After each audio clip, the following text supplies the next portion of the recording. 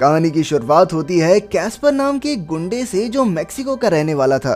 एक दिन उसने बेनितो नाम के एक लड़के को अपनी गैंग में शामिल करने की सोची और उसे अपने लीडर मागो के सामने लेकर आया। मागो ने बेनितो को देखा और फिर उसे अपनी गैंग के गुंडों से मुकाबला करने को कहा। बेनितो की ताकत और उसका जज्बा देखकर मागो काफी खुश हुआ, इसलिए उसने बेनितो को अपनी गैंग में शामिल कर लिया। इसके बाद उसने बेनितो का नाम बदलकर स्माइली रख दिया। पता चलता है कि कैस्पर मार्था नाम की एक लड़की से प्यार करता था, लेकिन वो कैस्पर के काम काज से बिल्कुल अनजान थी। उसने कई बार कैस्पर से पूछा भी, लेकिन कैस्पर ने उसे कभी सच नहीं बताया। वो नहीं चाहता था कि मार्था के बारे में उसकी गैंग को हल्की सी भी भनक लगे, इसलिए वो हमेशा उससे छिपकर मिलता था। उसने स्माइली से भी इस बात को राज रखने को कहा। इसके बाद वो स्माइली को गैंग के बाकी मेंबर्स से मिलवाने ले गया। तभी मागो ने कैस्पर से पूछा कि वो आजकल कहाँ गायब रहता है, लेकिन कैस्पर ने बड़ी चालाकी से बात टाल दी। इसके बाद मागो ने उन्हें एक दुश्मन गैंग का आदमी दिखाया और स्माइली को उसे गोली मारने को कहा।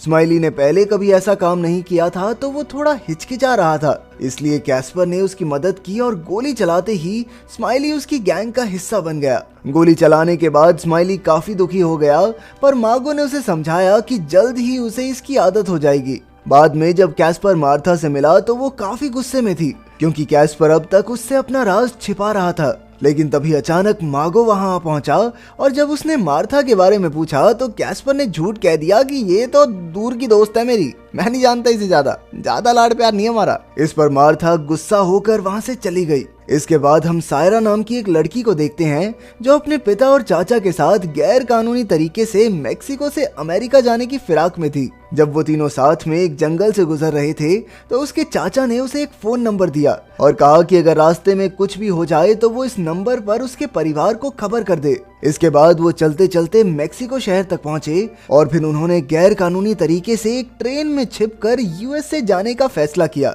इधर मागो ने अपनी गैंग की एक मीटिंग बुलाई और कैस्पर पर अपनी जिम्मेदारी ठीक से ना निभाने का इल्जाम लगाया। फिर जैसे ही मीटिंग हुई तो अचानक मार्था उसे ढूंढते हुए वहां आ गई और उसे देखकर कैस्पर काफी घबरा गया। वो उसे गैंग से दूर रखना चाहता था, लेकिन अब मागो ने उन्हें देख लिया था। इसके बाद मागो मार्था को अपने साथ अंदर ले गया और बाकी गैंग वालों ने कैस्पर को बुरी तरह पीटना शुरू कर दिया, क्योंकि उसने गैंग के सरदार से झूठ कहा था। उधर मार्था से बात करके मागो को पता चला कि मार्था कैस्पर की गर्लफ्रेंड है और उसी के साथ समय बिताने के चक्कर में कैस्पर अक्सर गायब रहता था। इसके बाद मागो ने हैवानियत में आकर मार्था से जबरदस्ती करने की कोशिश की, लेकिन जब उसने मना किया तो मागो ने उसे जान से मार दिया। इसके बाद उसने बाहर निकलकर कैस्पर को मार्था की मौत की खबर दी और कहने लगा कि उसे जल्द ही कोई और लड़की मिल जाएगी, तो ज्यादा उदास होने की जरूरत नहीं है इसके पीछे। इसके बाद मागो ने स्माइली को एक बंदूक दी और कैस्पर को अपने साथ नए मिशन पर चलने को कहा। आखिरकार वो तीनों उसी ट्रेन में चढ़ गए जिसमें सायरा अपने पिता और चाचा के साथ थी।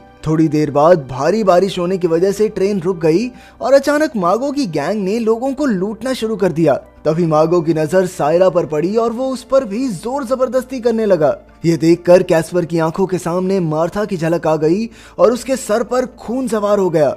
उसने एक ही झटके में मागो को जान से मारकर उसे ट्रेन से नीचे फेंक दिया।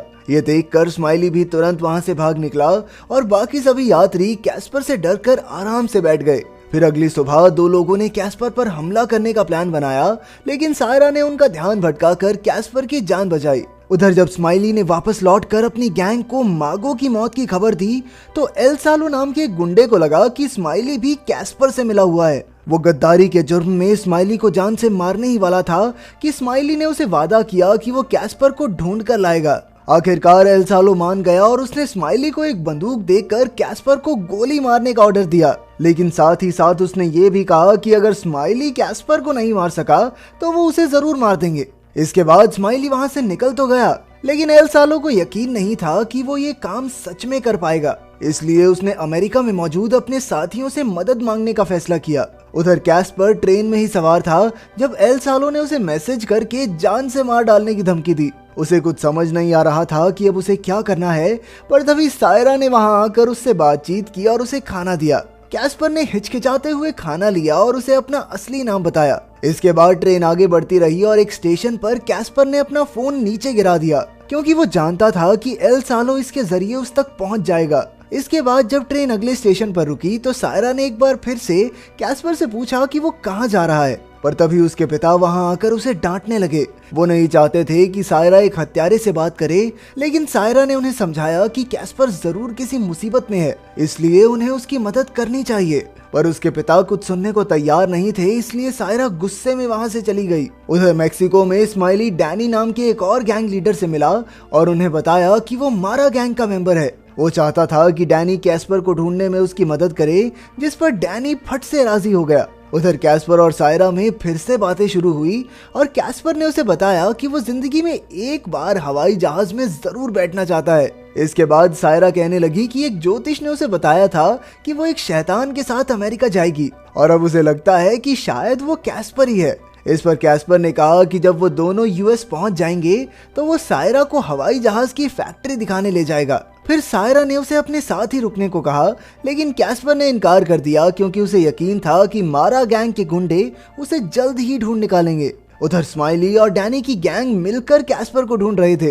रास्ते में एक आदमी ने उन्हें बताया कि कैस्पर ट्रेन से यूएस जा रहा है। वहीं ट्रेन में जब अगला स्टेशन आने वाला था तो कैस्पर ने सभी यात्रियों को ट्रेन से उतरने को कहा, क्योंकि वो जानता था कि आगे पुलिस की तलाशी होगी जिसमें गैर कानूनी तरीके से यूएस जा रहे लोग पकड़े जाएंगे। उसकी बात मानकर सब स्टेशन से पहले ही उतर गए और चलकर आगे बढ़ने लगे।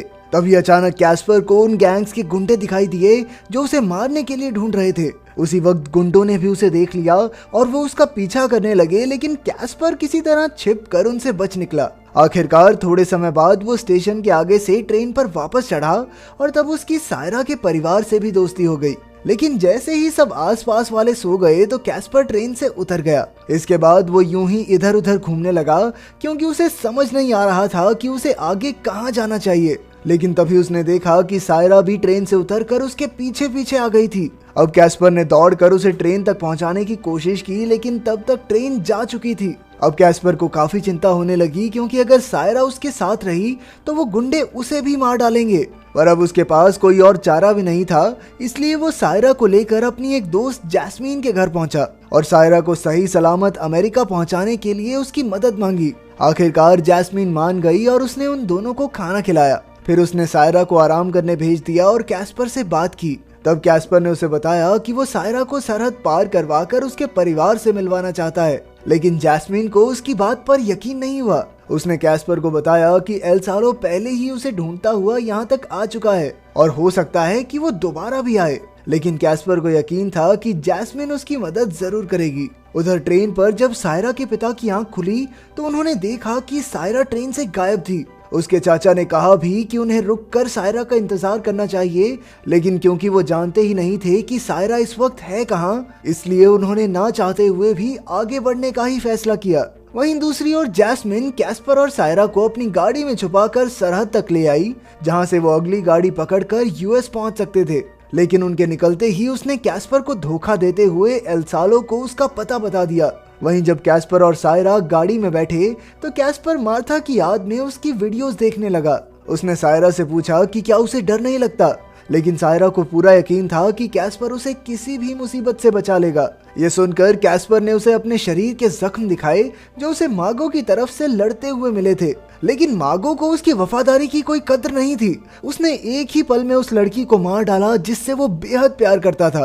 कैस्पर को लगता था कि उसकी जिंदगी तो बर्बाद हो ही चुकी है और अगर सायरा उसके साथ रही तो उसकी जिंदगी भी तबाह हो जाएगी। खैर फिर वो गाड़ी में छिपकर किसी तरह चेक पॉइंट से आगे निकल आए। पर जैस्मीन के खबर करने के बाद एल सालो के गुंडे भी कैस्पर के पीछे पीछे आ गए। उधर यूएस जा रही ट्रेन पर अचानक पुलिस तलाशी लेने पहुंची तो सायरा का बाप तो उन्हें देखते ही भाग निकला, लेकिन इस हड़बड़ी में वो अचानक ट्रेन से गिर गया और उसकी मौके पर ही मौत हो गई। वहीं दूसरी ओर सायरा और कैस्पर एक कैंप में पहुंचे जहां सायरा को कुछ लोग मिले जो उसके साथ पहले ट्रेन में जा रहे थे। जब सायरा ने उनसे अपने परिवार के बारे में पूछा तो पता चला कि उसके पिता की मौत हो गई है। ये खबर सुनकर वो पूरी तरह से टूट गई और एक चर्च में जाकर फूट फूट कर रोने लगी। तभी कैस्पर वहां आया और उसने सायरा को हौसला दिया। आखिरकार वो दोनों कैंप से बाहर आ गए और कैस्पर ने सायरा से वादा किया कि वो उसे न्यू जर्सी पहुंचा कर रहेगा। उसके पिता के मर जाने के बाद अब सायरा को ही अपनी छोटी बहनों का ध्यान रखना होगा। सायरा ने उससे वादा किया, लेकिन उसे कैस्पर की भी चिंता हो रही थी। सायरा ने कैस्पर को भी अपने साथ चलने को कहा और आखिरकार वो मान भी गया। इसके बाद वो दोनों चलते चलते एक नदी तक पहुंचे जिसके उस पार अमेरिका की जमीन थी। अब उन्होंने तैरकर ये नदी पार करने का फैसला किया। सबसे पहले सायरा नदी में कूदी, पर तभी अचानक एल सालो के आदमी वहां आ पहुंचे और उन्होंने कैस्पर पर हमला कर दिया।